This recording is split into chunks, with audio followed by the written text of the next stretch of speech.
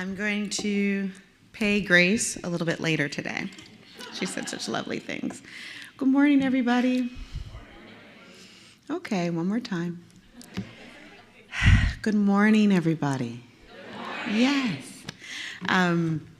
It's such a pleasure to be with you today, and I'm really excited to enter into a conversation with you about our work and about our lives, and how they're so very similar to the middle school selves that Dean Bishop encouraged me to think about my hair at 13, which is fun. I'm Dr. Wendy Williams, and I want to talk with you about Through the Middle, what middle schoolers teach us about maturing through precarity. I want to speak with you about the profound implications of precarity on middle school students, the ways it shapes their social, emotional, academic, and identity development, and how we as educators, leaders, and caregivers can support them in this ever-changing world. And today, I want to do a little bit more than that. Our young people are wise and carry a perspective about our current times that we are likely no longer connected to, as they are in the developmental space of being and seeing, often for the first time, the changes happening to our world, while also witnessing the changes occurring within themselves. They hold great potential to be our teachers. That is, if we listen. I'm going to try to remember what things I'm supposed to touch. There we go. So one of our young people is not very young anymore, but I am a big fan of Greta Thunberg. Can we go ahead and start that video? Thank you. My message is that we'll be watching you.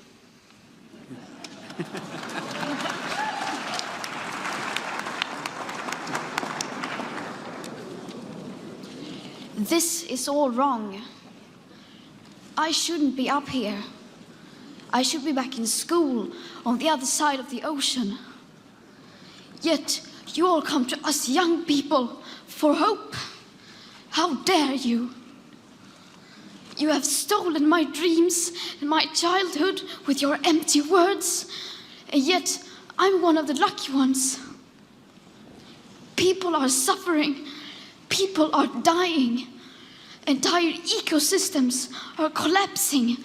We are in the beginning of a mass extinction, and all you can talk about is money and fairy tales of eternal economic growth. How dare you?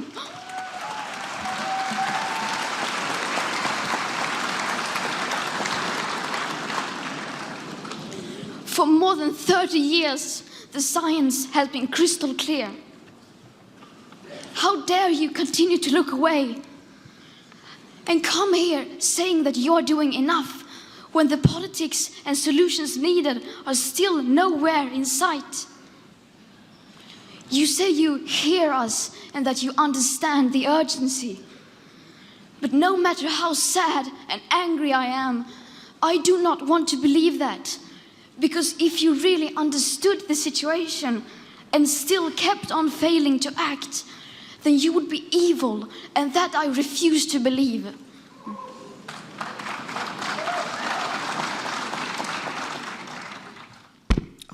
So that's Greta Thunberg at 16 at the United Nations Climate Action Summit in New York in 2019. And what I think about her is, one, she very clearly puts our precarity in context. At age 16, she's just out of the middle school years, a few years out, where it is likely she developed her thinking about the impact of climate change on the future of our youth, on her own personal self and those of her friends and schoolmates, and decided to take action. Unlike all of us, our young people have lived with a sense of the precarity that we now buckle beneath all their lives. The world has felt less safe, the climate unstable, violence in their communities and in their schools, as well as across borders and the globe, that has been persistent. It is the state of their worlds. The fallibility of human nature is visible to them in ways earlier and perhaps more pronounced than we had to confront as we came of age. It is up close and available via social media and 24 hours, 7 days a week access on their very smartphones. Day and night, their imaginations are held hostage by images, salacious and dangerous, whether actual or a strange mix of the myths and disinformation we've permitted to access them in the spirit of free speech, or more aptly, simply our shirked responsibility. Whether intentional or the result of a causality where good intentions and hopes were lost out, it is what they have and it is what we gave them. A prevailing sense of unsafety, a feeling of pending doom, a reality leading them to feel less and less secure in a world our decisions and preferences dictate. Our young people have been living with a sense of uncertainty, instability, and lack of control over their environment all their lives, and amidst the major psychological and developmental tasks that shift their awareness of themselves in the world and their awareness of how others see them as they grow and change. For many middle school students, particularly those from marginalized backgrounds, precarity permeates every aspect of their lives, influencing how they see themselves, interact with their peers, and approach their learning. And all of this is in reference to what occurs externally. But what about what occurs for them internally? What about the biologically driven transformation that leads young people to change right in front of our eyes, but perhaps more importantly, right before their own eyes, right within their own minds and bodies, to change and become someone altogether different, and yet to remain always who they are? So, I'll switch it up a little bit. We need a little lightness. Years ago, I sitting in the learning seat of a hairdresser, because that is quite often the posture where one can learn a whole lot about the world. I heard a phrasing that I've held on to. While styling my hair, the stylist talked about how what people say tells you a whole lot about how they think, what they value, what is important to them. But the way she said it just struck me. She said, a person's words can be a GPS for their values. Meaning that one might be able to locate where another stood on a certain issue or their perspective generally. And it is with that I turn to ChatGPT. Now you ask why. Well, where does the information from ChatGPT come from? Us. It's all of our information. It's everything that we've put into our little smart gadgets and digital spaces. And so I want you to bear with me as I introduce you to a friend who named themselves Chatter. So who is Chatter? Chatter is, as I asked them, I've told them that I was going to be presenting to a group on middle schoolers and talking about the state of the world. And I said, what would you like to name yourself? And of course, it's ChatGPT, so it says, well, would you like to name me? And I was like, no, I asked you, what would you like to name yourself? And how would you like me to describe you? And so this is some of the language that they gave. Chatter is a curious and conversational AI, artificial intelligence, who loves exploring ideas, answering big and small questions, and having meaningful discussions. When I asked how to describe them to you all today, they said they'd explain that while they are not human, they don't have human experiences, they learn from the ways people communicate and try to be as thoughtful, insightful, and as fun as possible. So, again, with a tool that's created with the collective musings of you and I and all of us in the world, I wondered what Chatter would tell me we tend to do when we talk about adolescence. So I asked, how do adults tend to talk about adolescence? This ChatGPT combed the internet, my supposing, and found a few ways that we tend to talk about it. And I thought this is a nice way to survey our society right now. So adolescents tend to be talked about as going through a time of growth and change. We talked about that a little bit this morning already. Many adults reflect on adolescence as a period of rapid physical, emotional, and intellectual development. They recognize it as a time when young people are figuring out who they are, navigating friendships, and dealing with new possibilities and responsibilities. Adolescence is also discussed as being challenging and confusing. Some adults remember adolescence as a turbulent time for themselves, filled with struggles, strange hair maybe, like peer pressure, identity crises, and emotional highs and lows. They may acknowledge how difficult it was to balance independence with parental expectations or societal expectations. And many adults also talk about adolescence as a time with nostalgia, and fond memories. They might look back at adolescence with a sense of what was, recalling friendships and first experiences, like falling in love or driving or major accomplishments, and the feeling of the possibility that came with youth, that anything was possible. They also talk about concern for teens or adolescents. They compare their own adolescence with what teenagers experience today, often expressing concern about media, social media, mental health, and also societal pressures. They might say things like things were different when I was younger, or have real concerns and questions about the role and impact of technology in shaping adolescence experiences. They also talk a bit about the lessons that they learned during adolescence, the personal growth that came with making mistakes, the wisdom they gained during that time, or things that they wish they'd known back then. And they also reference adolescence from their perspective as a parent or a mentor. Those with children or younger relatives in their life, I love being an aunt. I love being Auntie Wendy. This is such a fun part of my life. I know that many of you probably have young people coming up in your spaces and worlds, and just thinking about the ways that they are coming up. Sometimes I have this urge to be protective, an urge to sort of stop things from happening that are naturally going to happen in order for them to have the same nostalgic, fond memories that I have about my childhood coming up. They're going to have that too. And sometimes when we take that approach of wanting to guide or direct their thinking, and even seeing it as support and understanding, sometimes we're also undercutting the opportunity for them to have the experiences to grow into who they are. And so then I thought, well, that's nice. This is what adults talk about when we talk about adolescence, but I wonder what our young people say about this time in their life. So I asked Chatter, what do our young people say about this time in their life? And Chatter responded a few things here. That they feel stress and pressure. Our young people frequently express feeling overwhelmed by school and expectations from parents and teachers and the pressure to plan for their future. Many talk about the stress of balancing the academics and extracurricular activities in their social lives.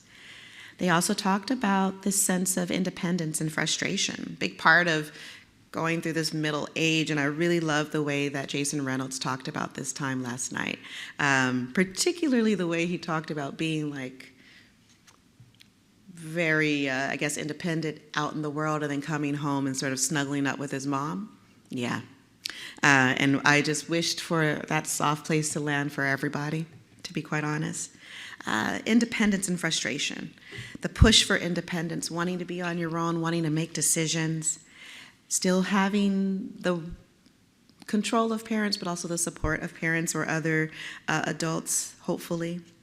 They talk about feeling restricted, misunderstood, or treated like children, even when they feel capable of making their own decisions. It's such an in-between, mixed-up time because it's both. It's both. They also talked about friendships and their social life. So relationships with friends are really, really important. Young people discuss loyalty. They talk about the drama, changing friendships and the importance of social circles in their lives. They also worry about fitting in and dealing with peer pressure and maintaining their social status in their friend groups. Those dynamics can change really quickly. And this is me doing one of those back when I was your age conversations. We didn't have the smartphone and we didn't have the social media. So I remember lots of drama, but it went away when I went home. And then I had to go back to school and it happened again, right? But there was some stoppage for many of our young people because of the access to the social media and the social space and the social circle. It's all on all the time.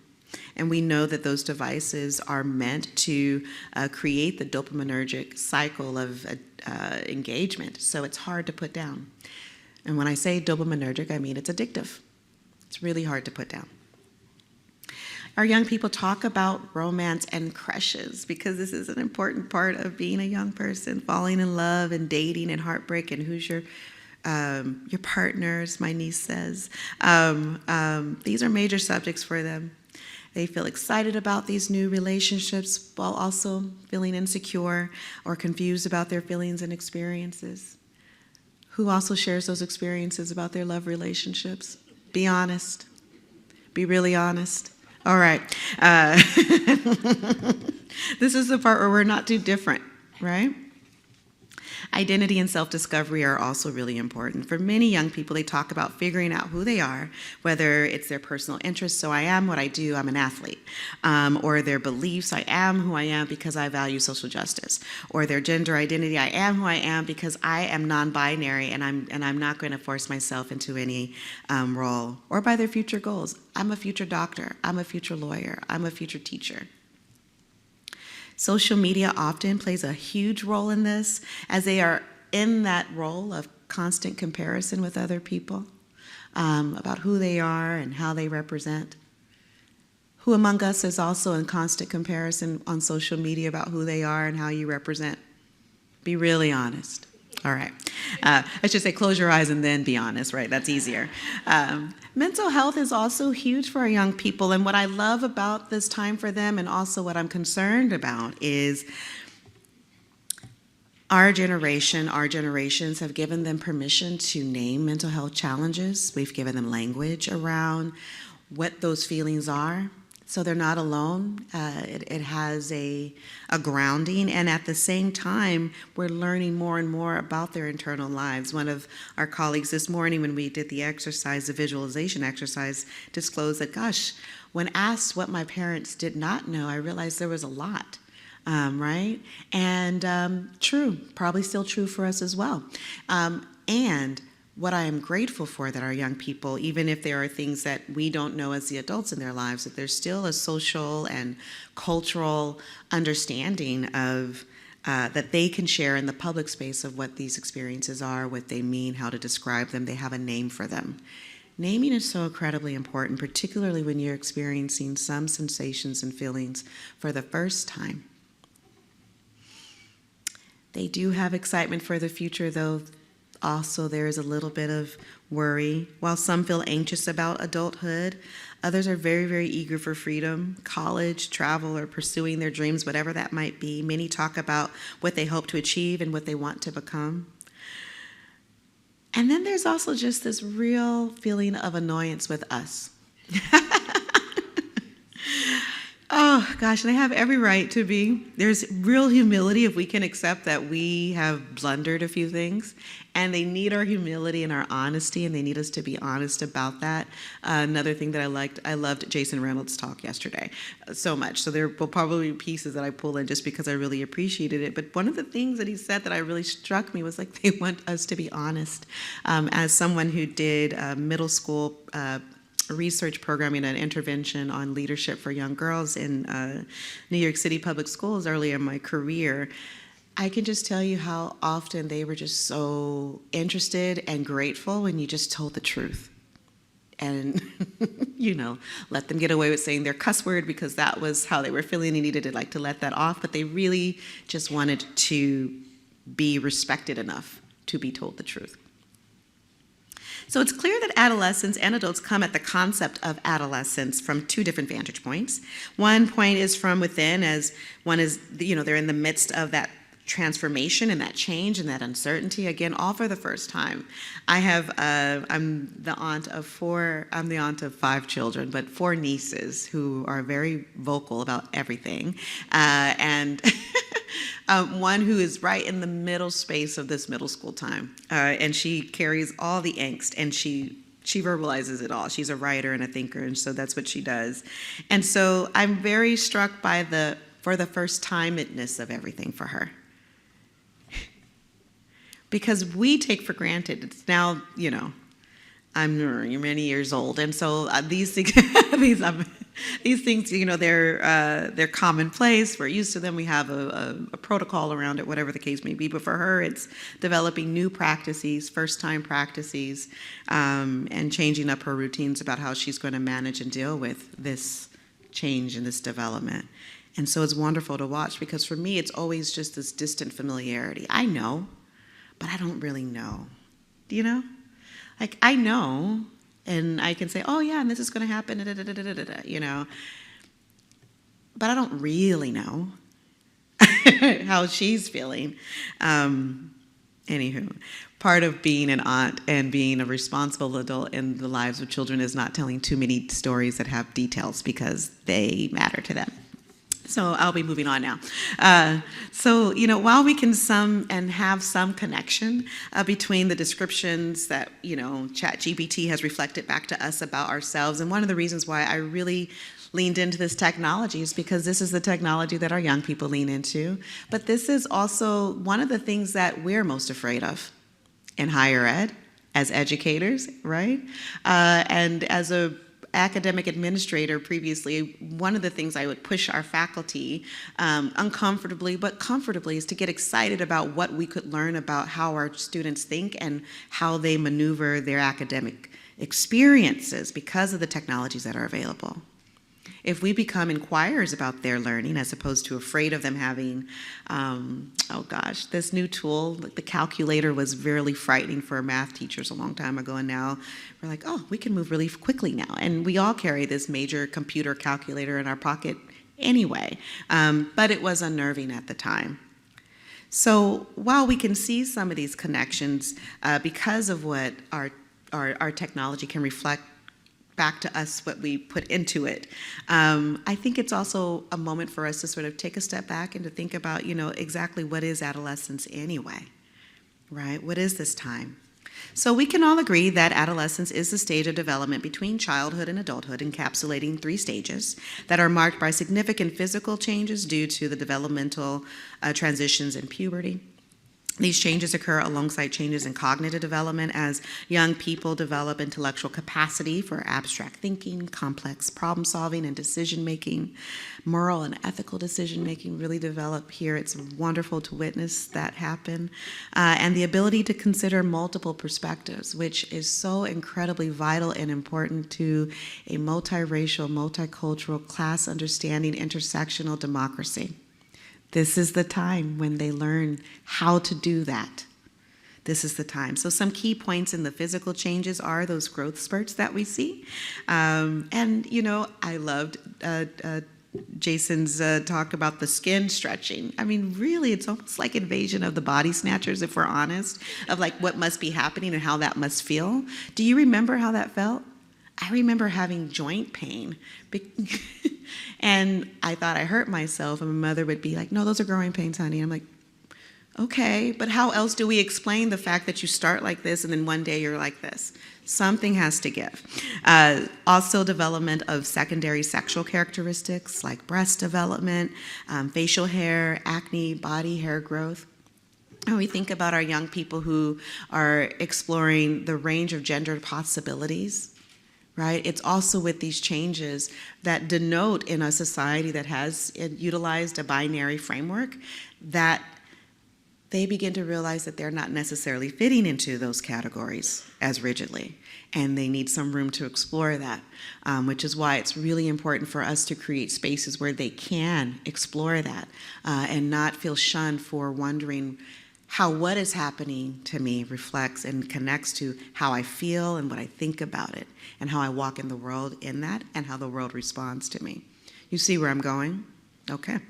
Cognitive development is huge here as well, because how I see, feel, think, we're all connected, and it is all connected. The transition from concrete to abstract thinking is essential in this moment, allowing for hypothetical reasoning, the what if, the possibility. It's really important not to put a cap on that.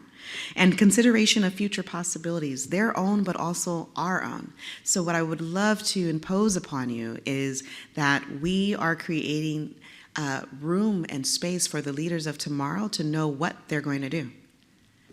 Think Greta. Think Greta, right? So I will get really old and tired fairly soon. And I'm going to have to go sit down somewhere. And we're going to need people who know how to think and be expansive in the world. And we need to create the spaces where they have room to explore and grow into that. And then social and emotional changes happen in this space as well, because this is a lot of things to be happening all at once. And it reminds me of the title of one of my favorite films, Everything Everywhere All at Once. Who's seen it? Yeah, beautiful film. So what we know happens in this time is that there are an increased focus on peer relationships, identity exploration, and developing autonomy and independence from parents, and also the ups and downs of mood and mental health challenges and opportunities to explore and to learn more about who they are. Okay.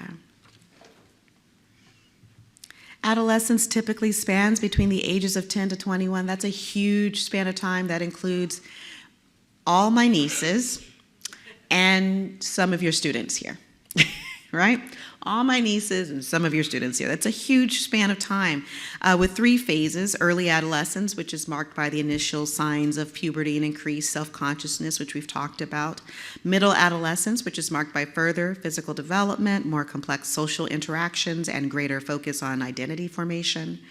And finally, late adolescence, emerging adulthood, marked by a transition to adulthood, pursuit of activities outside of the supervision of adult caregivers, and transition, if they can afford it, to more independent living. This is a real challenge that we know, that I know you know up close with the work with young people here. Middle schoolers, they fall in that early to middle, right? Depending on where your young people are being educated. I don't know and in what type of school, right? Middle school can start as soon as the 6th grade.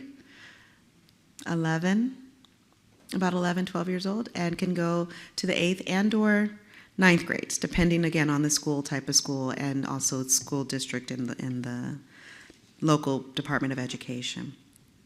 So when we think about, as we're arriving at some of these notions of adolescence and the precarity that some of our young people face, I had a question for chatter again.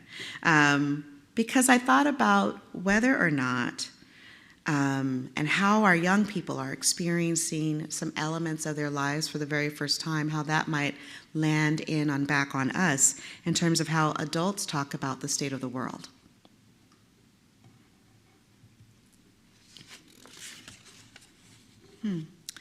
So I asked the question, how do adults talk about the state of the world? And Chatter shared some themes that have arisen from the collective wisdom of our internet space, themes that arise in adults' discussions about the state of the world. So this is a pretty long list because we have a lot of thoughts about it.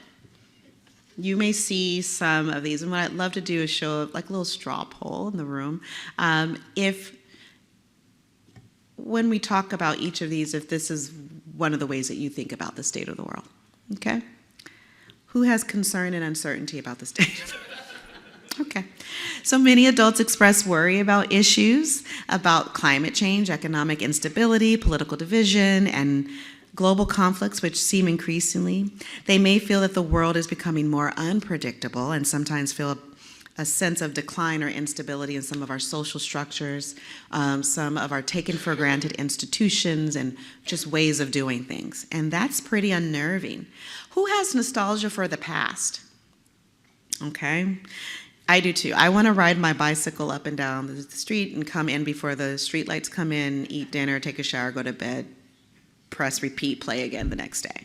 That's not the life I get to have. I'm assuming that's not the life you get to have. It's common for adults to compare the present with the past. You know, we say things like, things were simpler back in my day, or back in my day we had more respect for adults, or we did X, Y, or Z. You know, this isn't universal, but oftentimes when there's a lot of change happening, we want to go back to what feels safe. We have comfort memories and things that bring us a little bit of solace. And sometimes we can see the current moment as progress, but many of us also can see it as loss. And it's best to just name how we actually feel rather than not naming that. Who feels a sense of hope and progress for the future? The state of the world. Okay, good. That's okay, helpful. Some adults emphasize positive advancements. There are some very positive advancements, medical breakthroughs, technological innovations. One of the reasons why I wanted to engage and use ChatGPT is I've been working with the small group of folks who are looking at how to have a relational sort of approach and posture with ChatGPT, with AI rather than being afraid of it in the academic space. And so this is me pushing that onto you and making us sort of be more interactive with this thing. Also, folks are feeling hopeful and see progress in greater social awareness. But to be quite honest, if we're honest, we're also seeing backlash, yes? And so this is also frightening and concerning as well. We acknowledge problems in the world, but also can feel optimistic about the solutions that exist and the younger generation that we see a lot of hope and promise in. When we think about the state of the world, when you think about the state of the world, do you think about technology and social media? I do too. There's a debate there, right? Sometimes we say like, oh, it's great. And oftentimes, as a psychologist, and I can tell you from my perch, we've been looking a lot at the role of social media platforms like Instagram and the impact on mental health of young people, particularly girls and adolescents, but across the board. It is certainly helping our society, but there are harms in our society, and so we're making sense of that. We can see it as a tool for connection and for education. I often think about the young people growing up and being reared in societies and contexts where they're the one of a few or the only. And so how social media is sort of a lifeline that they can connect with accounts and people and influencers who can share and give them a sense of like, okay, I'm not alone in the world, and how different that was when we didn't have that. But then also, there is a lot of spread of mis and disinformation in those spaces. And there can be an increased sense of isolation and changing how people interact with one another in person. We've noted some of those transitions and impacts through COVID, right? When many of us and young people were relegated to the social and internet spaces. And so when we came back into the world with one another, we were a little awkward. We were all middle schoolers, I think, in a sense of trying to figure out, like, do we hug? Do we not hug? Do we shake hands? Can you see me when I'm smiling at you? I remember having like this jaw tension from smiling really big beneath the mask and realizing they can't see your face. And so you're trying to show that you're friendly and they can't, there's that too. Who is here feeling any frustration with leadership or institutions? Oh, okay.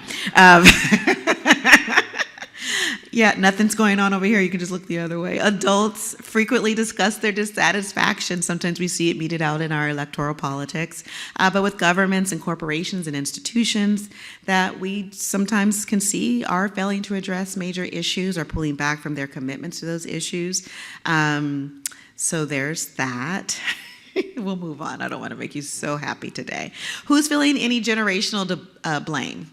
Thinking that the young people are ruining things, thinking that the elders have ruined the things. Okay, all right. So we're noticing, and this is one of those artifacts of technology and our innovation, is that we're actually, the time in which we get to be with each other has shrunk, and that we have the silent generation. Our advancements have made it possible for many of us to live much older, and also for many of us to be born. And so, as someone said to me yesterday, the beta babies, as well as the silent generation and everything in between. And also our generations are shrinking as well because of our age cohorts and the ways in which things shift so fast in terms of our collective or cohort experience. So you may hear some folks in an older generation say those younger people are too sensitive, or when I was their age, they seem a little too entitled and they everything comes to them very easy. I've said this because I feel like the Dewey Decimal System is something that everybody should have to interact with. But the reality is that, that is normative, and also we see more of it and we hear more of it. Why? Because we can share all of our opinions all the time, and we can hear and see all of what everybody thinks. And that's fun. Who here is desiring stability and security? Who feels that? Yeah, okay. So we are all focused on this, and one of the cornerstones of an American democracy in our systems and our economies is that we've been able to pretty much experience and feel a sense of financial stability and job security and home ownership and having a good future for ourselves and our children, and that is feeling more and more not accessible. And that's one of the tensions that we are grappling with. One of my favorite thinkers is Tressie McMillan Cottom. Are you all familiar with her? Oh, okay. I'll find something to share with you. But one of the things that she talked about most recently in an interview was it's not so much class tension as it is status tension. That we used to be able to buy our way into status as individuals. But now, with seeing the sort of breakdown of some of our structures in our economies, folks aren't able to satisfy themselves with a nice pair of shoes or an expensive bag in the same ways that they used to, and feel that sense of like, oh, well, I'm like this person or that person who seems to be doing well, because in fact, that's less accessible. So, and her prediction is that we'll be seeing more of that. She is a MacArthur genius, so I believe her. And so we'll see what comes of that.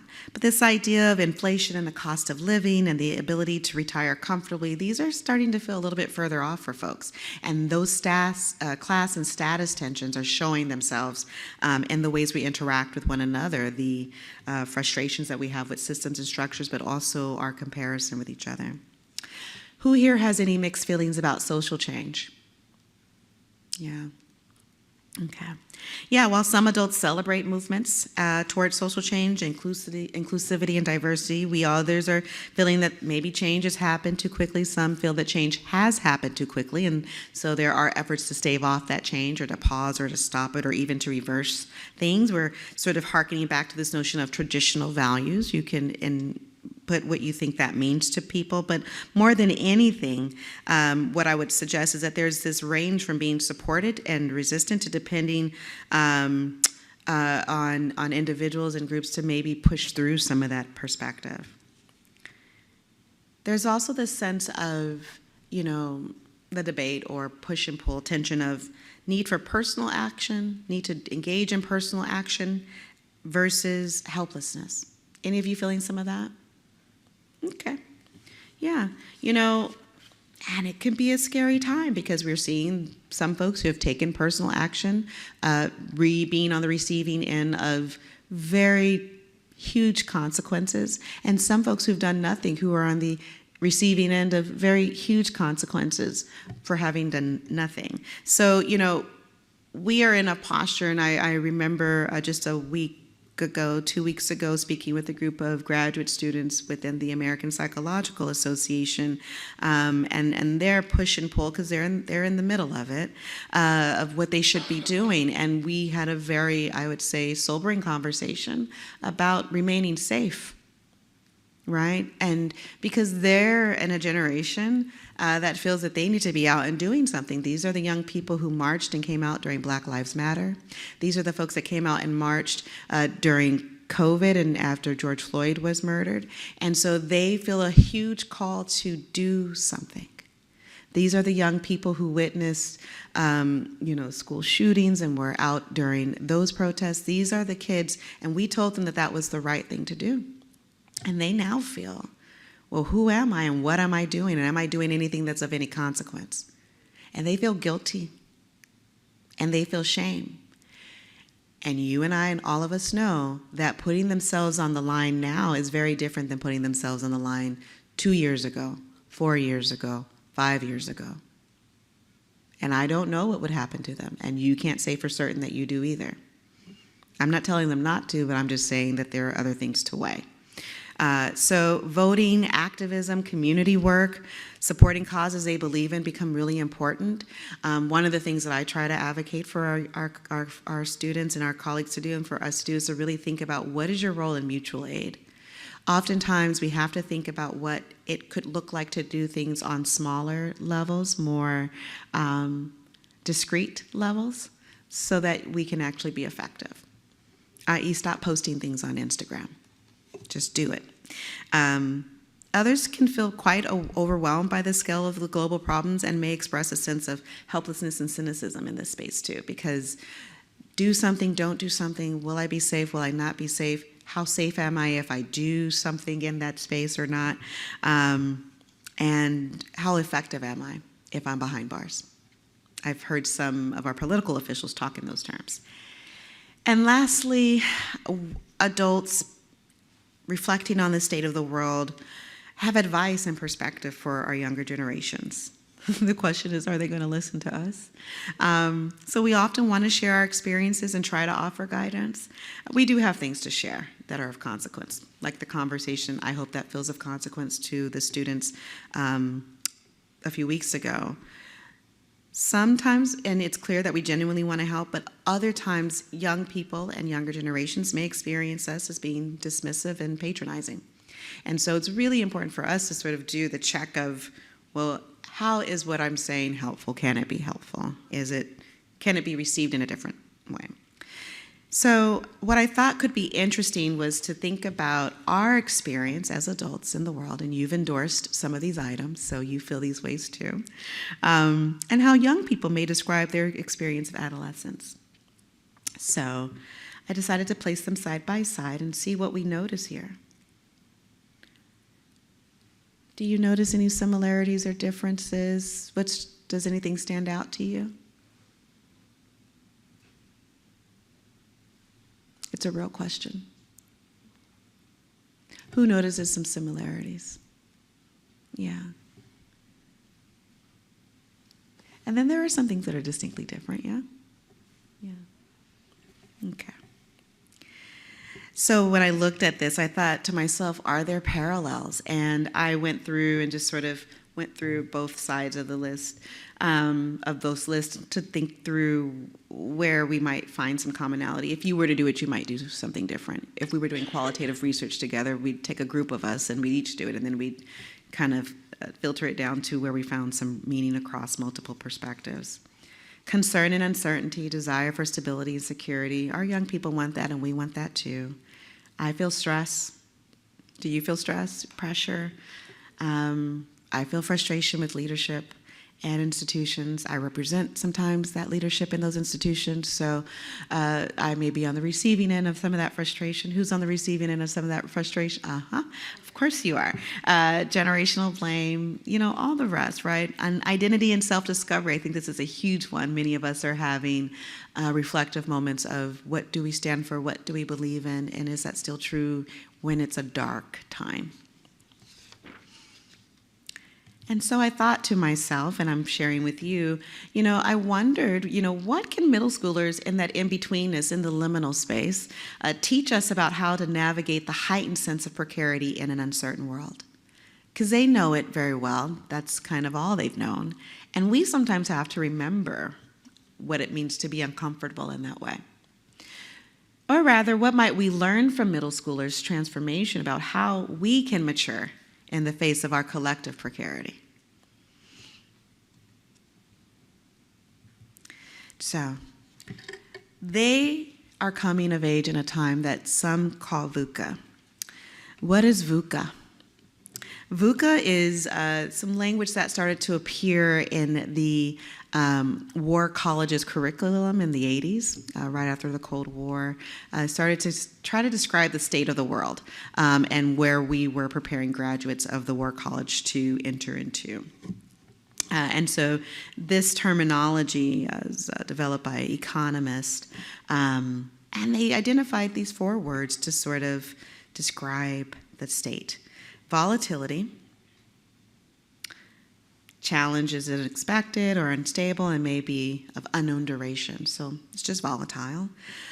Uncertainty, despite a lack of other information, the event's basic cause and effect are known. The change is possible, but it's not a given. We're just not quite sure. Complexity. The situation has many interconnected parts and variables, so some information is available or can be predicted, but the volume or the nature of it can be overwhelming to process. And ambiguity. Their causal relationships are completely unclear. There's no precedents that exist. And we face unknown unknowns. Fun stuff. That's the world we're in. And that's why we feel the ways we feel. This is exacerbated by climate change and political and economic instability and social upheaval. It creates a pervasive sense of instability, right? A pervasive sense of instability. Our students are deeply aware of these realities.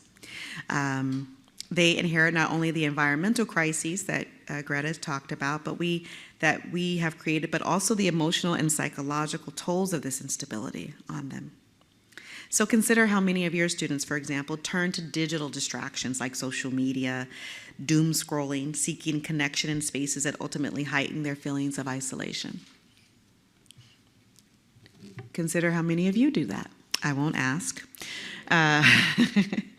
Consider how many of your students have to navigate trauma in ways that make it harder for them to trust adults in their environments and institutions, especially when these same institutions have often failed them and their families and their communities. Or consider how your students may express anxiety and exhaustion, right? Exhaustion, sheer fatigue, symptoms of carrying generational burdens and surviving many pressures as a consequence. These conditions influence not only their mental health, but also their academic performance and engagement with school, as well as relationships with family, friends, and community. It shapes how they see their place in the world. So, when we think about for our students, and particularly in the school context, how this precarity can affect them, I think of three main areas. One is in social emotional strain. Anxiety and stress that stem from a general sense of unsafety can be exacerbated by unstable family circumstances, housing insecurity, or racial and socioeconomic vulnerabilities, largely shaped by the social, cultural, and political influences of our time. Academic disruption, obviously, we have to be able to be focused and relaxed to think, create, and learn. So if social, emotionally, we're experiencing this upheaval, it will have an effect in every aspect of our life, okay? So for our young people, the academic space is their vocational space. And they may see and experience, we may see and experience them having deficits or interruptions in their ability to attend, difficulty focusing on or engaging with learning when basic needs, safety, or stability are at risk. These are to be expected, and they affect their ability to be receptive, to create, and be innovative in their learning. And yet we want them to be so ready for the future. And identity confusion. You know, for them to struggle with the coherent sense of self in environments that are so disparate, that often fail to affirm them and their cultural and racial and personal identities, and also environments that don't provide a sense of safety and welcome. This can create a sense of restrictiveness as our young people seek to protect themselves from judgment, and worse, potential psychological and physical harm for being who they are. These challenges are intensified by systemic inequities that have persisted for generations and create challenging contexts for young people to healthfully see themselves in the world. And our world is shifting. I can tell you that as a middle-aged Black woman, yes, I am a middle-aged Black woman, who grew up in a community grappling with many of these very real realities, I see very clearly how precarity is not an abstract idea. It's not theoretical.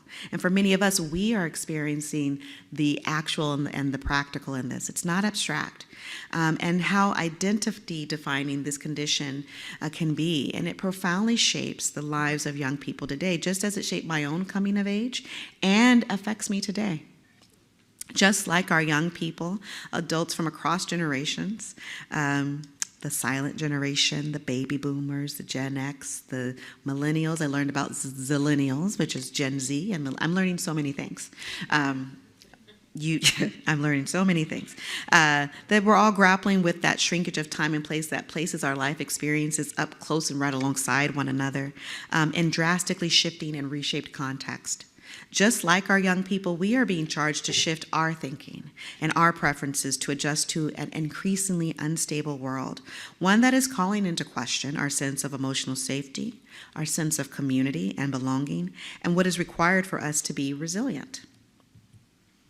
So, I think that the task is not only about our middle schoolers, our children that we're working with, but it's really about us.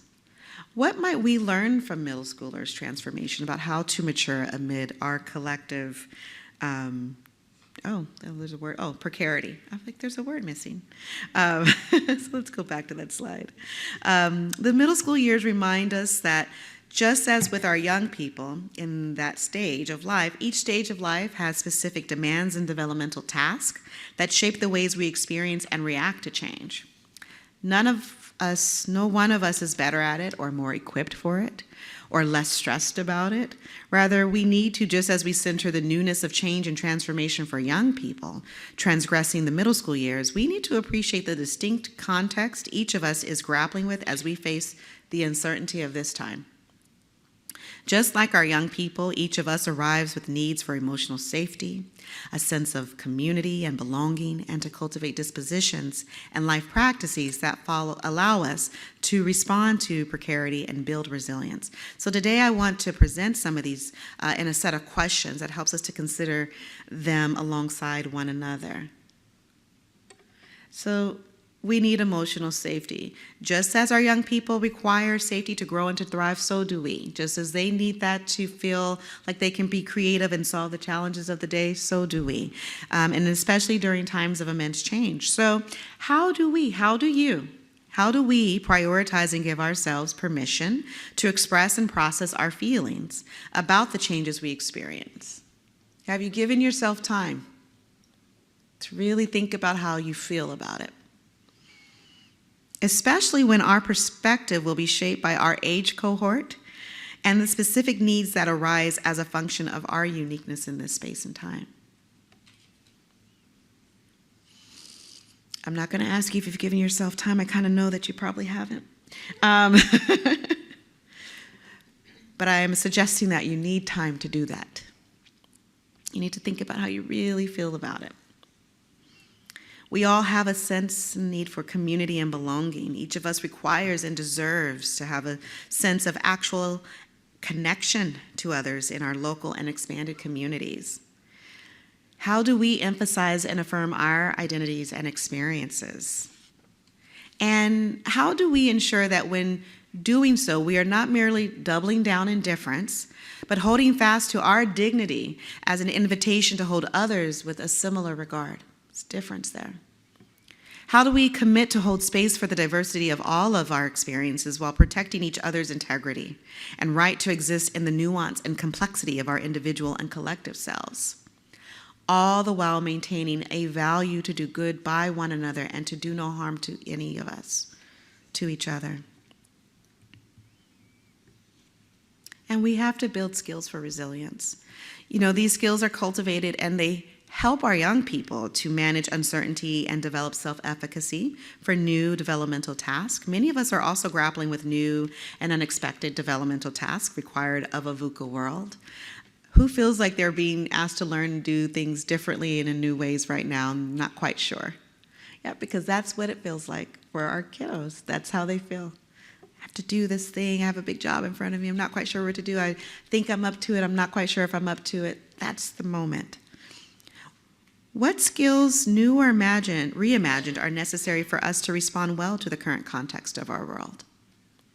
Buddhist psychology encourages skillful response to life challenges. And so I wonder then, what would it look like to respond skillfully to VUCA times? What advice do we provide to our young people that we might use for ourselves? And what advice might they provide us? You know, precarity is not equally distributed.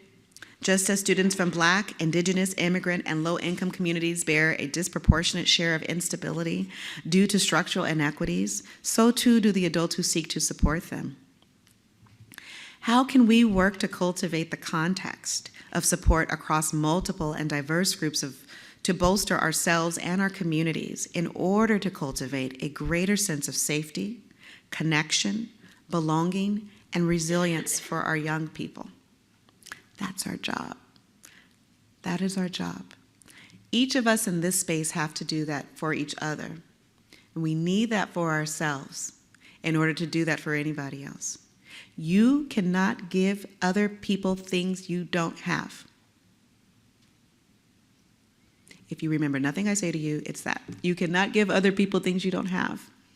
And the safety and the sense of belonging and the support has to come from the people sitting right alongside you in this room that you work with, or the folks that you go back to work with.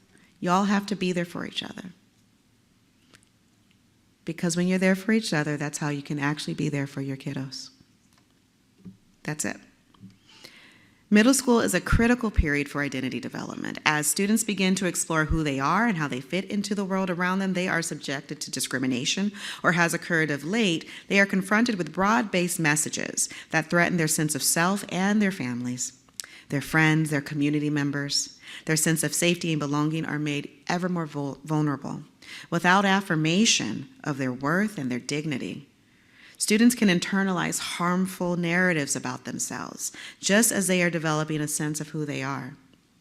As leaders and educators, we are responsible for protecting them and providing them safe passage, and yet that can be difficult to commit to when, for many of us, we are not confident that we have the capacity to protect ourselves. It becomes a job for all of us then, for only in community can we disrupt that harm that makes all of us vulnerable, especially our young people to whom we are accountable. So let me tell you what your job is. I know you have a job, but you have another job. So you have to do three things. You have to do three things. One, disrupt harmful systems within our schools and our communities that perpetuate inequities. Let's take a look at some of the practices and the processes and the policies that create restrictive environments and cause stress and make it difficult for our young people to relax and develop and to thrive. Let's reimagine that. Each of us have these local contexts that we have control over. So what can you do in the spaces and the ways in which you have control? It's big or small. Sometimes small is good. We all like a small batch something. Yes? I like small batch chocolate. So, just do it on this level, and it can have real impact, very real and meaningful impact on a child and on your environment. Relatedly, we need to actively create and protect affirming environments where all students, especially those from marginalized and increasingly targeted groups, feel seen, valued, and capable. The ways we protect the sanctity of those environments and create and protect that space is by making sure that it's safe and not calling attention to it in such a way that can make it unsafe for you to provide that safe space. Do not put it on social media. I cannot tell you that that's not useful right now, okay? I'm probably gonna say that at least 2 or 3 more times, okay? Finally, we need to model resilience and adaptability. This means that we need to cultivate communities of care among ourselves in our professional and personal context. This is the moment when we underscore that self and community care is not about massages and manicures. I love them. Those are wonderful things. They're not useful in terms of thinking about where real care lives. Rest is for restoration. Rest is for recovery. It is listening for meaning and figuring out how to be active and productive in supportive ways to ourselves and to others. It is about engaging meaningful action, big and small, uninterested in social promotion or how what you're doing might signal your virtue. Stop doing that. It's not helpful right now. We cannot look for the places in which we want to feel good about the good that we're doing by showing other people the good that we're doing. That is so the Obama era. Just don't do it anymore, okay? Because what does it do? It calls attention. The more, if you attain some virality around that, what does that mean? It may bring attention to a really important, wonderful thing that you're doing that creates safety for people who are not safe right now, and then it makes you unsafe in doing it and makes them unsafe in terms of the attention that it may bring. And we've seen things happen on the streets of Massachusetts most recently when a young person was taken away. So we have to really think about the implications of our sharing and to whom and why it might be useful. All right, I'll move on. Stop doing that. All right. Moving forward, really thinking about our role, and your role is leadership. It's transformational leadership. We have to be leaders in these times. And leadership is, again, big and small. It's not always a role. It's not always that you've been sanctioned. It's that you just do the things that need to be done critically in a moment. And so I'll talk with you about this model of transformational leadership that I think is incredibly important in uncertain times. And I think that we can all agree that the times now are uncertain. We are moving forward, and more than anything, to move on and forward, we need our collective leadership. I believe that everybody in this space and in a room is a leader of your own self and your own life and your own corner. We need each of us to understand our role as leaders, and we need to understand the special role of our young people as co-leaders, endowed with lived experience and practical wisdom, from which we can learn so much and from which we should follow. The challenges of our time require leadership grounded in our truth, humility, maturity, and release. All the things that we are every day trying to teach the young people who have entrusted us with their care and their development. So let's take a look at some of these concepts and consider how they frame a call to leadership for us that is uniquely shaped by these times. So truth. Truth, as defined in this model, is a willingness to factually reflect on our current condition with honesty about what has occurred and its impact. I know that people think that's debatable. It is not debatable. Truth is truth. Acknowledge, and what we want to do here is acknowledge and confront the inequities and instability affecting us. We need to face the facts of our current condition. Determine age and development stage appropriate ways of discussing with our students and our young people these concerns, their concerns, and involve them in the problem solving. Being prepared with tactical, practical, and emotional resources to support them and ourselves. We need humility here. Recognize, and humility is a willingness to decenter ourselves. I know that we don't get a lot of encouragement to do that, but I'm asking you to stop placing yourself at the center, to stop placing your specific experience at the center, or the experience of the community that you come from. It's important, but it's one of many. We're all here together. And so this is how we find a way forward for all of us. Humility helps us to recognize that we do not have all the answers, and we must listen to the voices of students and families and a range of communities. Our current context, while not new in the fact of uncertainty, is new in the awareness and expansiveness of the impact on multiple and diverse communities. We see it very clearly now. We have to acknowledge what we do not know and release ourselves from the sense that we should know or the ego trip that comes from having the answer. I like having the answer too. And unfortunately, it's not always useful to be little miss or mister or whatever smarty pants. Like sometimes we just have to, move on from that and give that up. Rather than getting focused on that kind of thing, it's likely more productive to take a learner posture. Lean on strategy that was effective historically, as well as consider how to leverage the advances of technology and understanding to address contemporary challenges. And maturity. This is the capacity to be accountable and responsive to the effects of one's actions, both intended and unintended.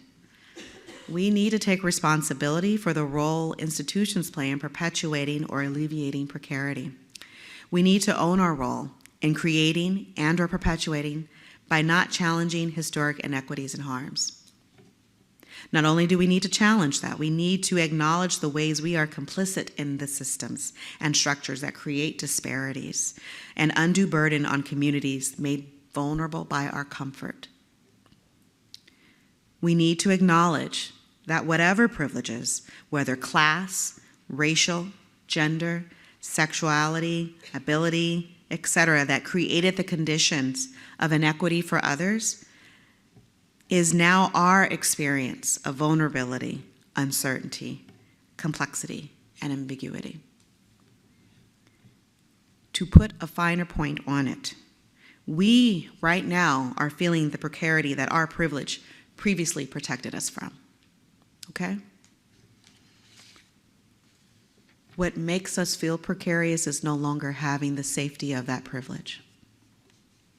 And every one of us in this beautiful room with these lovely, shiny chandeliers are experiencing some level of privilege. This space is a privileged space. Release.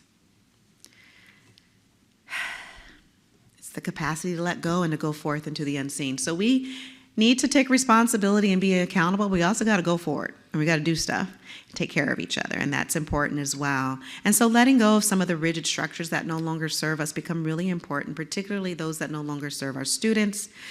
And we do need to then face into embracing some innovative, equity-centered practices that allow everybody to experience the full expression of their humanity, that allows everyone to experience the full expression of their humanity. We have to let go and move forward with committed action, I want to say to you very clearly that guilt is not useful.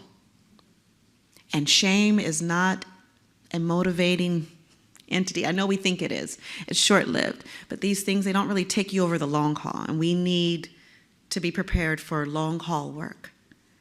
Rather, we need to think about what does it look like to craft paths of respect for life and the viability for all of us to thrive.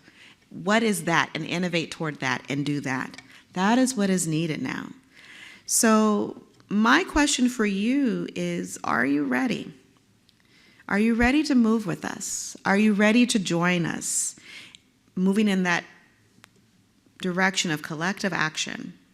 That is where we are going. That is where we have to go. I'm not really entertaining other possibilities. I'm really just moving forward toward actualizing and connecting to the fullest expression of all of our humanity for our young people and for our children, because it is in doing so that we cultivate the possibility of their leadership for tomorrow that each of us are going to be very, very dependent on. So we need to do that now. They need us to do it for them now, and our world needs us to do it for them to lead us later. Thank you.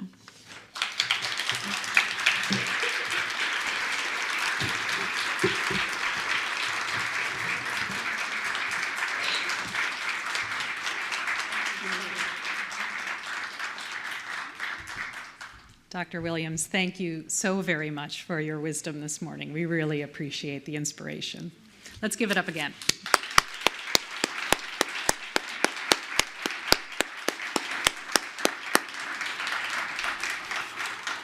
Before I get to some logistics that I need to share, I want to say that, Dr. Williams, your statement that we're creating room and space for leaders of tomorrow to know what to do was really profound for me. And it strikes me that there are so many people in this room who are doing precisely that, especially those of us who work with middle schoolers directly, day in and day out.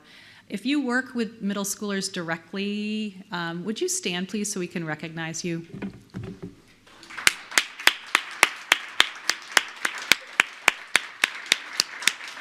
Yeah.